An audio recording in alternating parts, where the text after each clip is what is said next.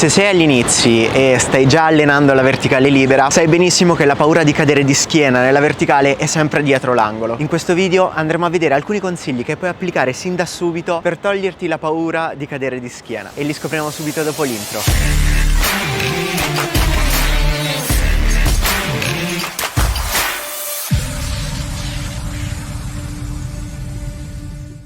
Ehi Balancer, benvenuti in questo nuovo video. Se non mi conosci ancora, io sono Francesco Mazzone, fondatore dell'Online Stand Academy, la prima scuola online di verticalismo, e aiuto le persone a uscire dalla fase di stallo che stiano cercando ancora di imparare la verticale libera oppure gli elementi avanzati del verticalismo. Tutto questo grazie a un approccio estremamente tecnico di questa disciplina. Oggi in questo video andremo a vedere come andare a correggere lo slancio, come togliersi la paura di cadere di schiena, perché purtroppo è una delle paure più ricorrenti, perché non si sa come controllare il corpo e quindi come correggere il corpo in una determinata situazione. Quindi tra poco scopriamo come fare. Il primo grande errore che si commette in assoluto, soprattutto quando si è principianti, è quello di focalizzarsi tanto sulla spinta delle gambe e non pensare per niente alle mani. L'errore più grande quindi è quello di andare a appoggiare la mano completamente piatta all'inizio e non sfruttare la spinta delle dita per andare a frenare l'avanzamento. Quindi se vai a slanciare con le mani completamente piatte, come in questo caso, e le dita che non spingono, quello che succederà è che darai il giro. Nel migliore dei casi riuscirai a fare una ruota, nel peggiore meglio salvaguardarsi la schiena e imparare la tecnica giusta. Quindi anziché utilizzare le dita completamente distese, valle a premere forte, come se volessi bucare il pavimento, quindi dovrai premere fortissimo con le dita, dovrai avere la mano a ragno. È molto importante che devi utilizzare tutto l'appoggio del palmo e le dita che premono a terra. Questo qui ti farà da freno, quindi anche se spingerai fortissimo con le gambe non rischierai di dare il giro e cadere di schiena. Quando stai per partire vai a premere già forte con le dita. Questo ti permetterà di avere una buona frenata e ti eviterà la caduta verso la schiena. Questo è il primo aspetto. Il secondo aspetto è il non saper controllare le spalle. Quindi anche se premerai forte con le dita, potrebbe succedere che le spalle slittano in avanti. C'è anche questa casistica. Quindi se io utilizzassi una buona pressione delle dita, ma le spalle, come hai visto, comunque scivolano in avanti, questo ti farà comunque cadere, perché in quel caso le dita sono inutili. Quindi è molto importante che le spalle siano sempre in linea con il polso. E poi utilizziamo le dita. Dobbiamo evitare questo slittamento delle spalle in avanti. Visto in modo corretto, dovrò premere con le dita,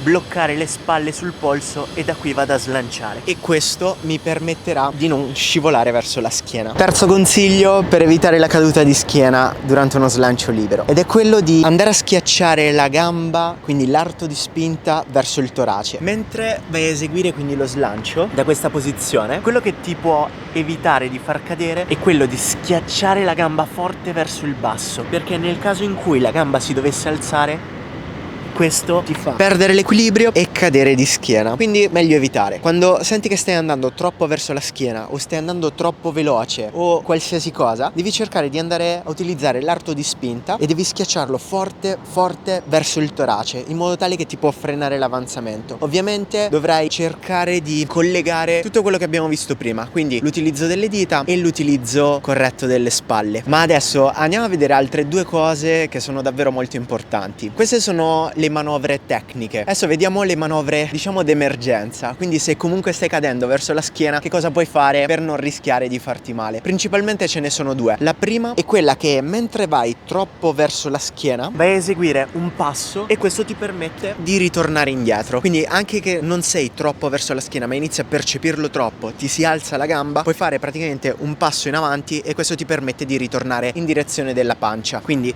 da questa posizione, soprattutto all'inizio, è molto buono, che non serve troppa coordinazione. Quindi da qui slanci, fai subito un passo in avanti e questo ti permette di frenare l'avanzamento. Adesso la manovra che ti mostrerò, la seconda, è molto importante che la impari, perché ti servirà soprattutto per quando imparerai gli elementi più avanzati, e consiste nella discesa in ruota. Quindi da questa posizione, quando stai slanciando e stai andando troppo verso la schiena, devi fare sempre il passo Da qui ruoti le spalle e porti la prima gamba verso terra. Questa discesa è molto importante perché ti evita di cadere verso la schiena, soprattutto per quando farai movimenti più elaborati rispetto a un semplice slancio. È molto importante che impari a ruotare le spalle e completare la ruota. Questo qui si può imparare anche se non hai una ruota vera e propria, però a livello di meccanica di discesa devi iniziarlo a capire. Quindi devi ruotare le spalle, quindi nel mio caso che devo scendere con la gamba destra, porterò la spalla destra avanti, quindi da questa posizione slancio, porto la spalla destra avanti e la prima gamba che vado ad appoggiare sarà la destra. Quindi spalla destra avanti, vado ad appoggiare la destra per evitare la caduta. Se sei ancora agli inizi, il mio consiglio è sempre quello di non andare a lavorare direttamente in libera, perché andare a lavorare direttamente in libera ti porta a sviluppare degli schemi motori sbagliati. Probabilmente riuscirei a prendere anche qualche secondo di verticale, però non in modo corretto, e dopo bisognerà riniziare tutto quanto da capo. Quindi il mio consiglio è andare a correggere ovviamente tutti questi piccoli dettagli con l'ausilio della parete,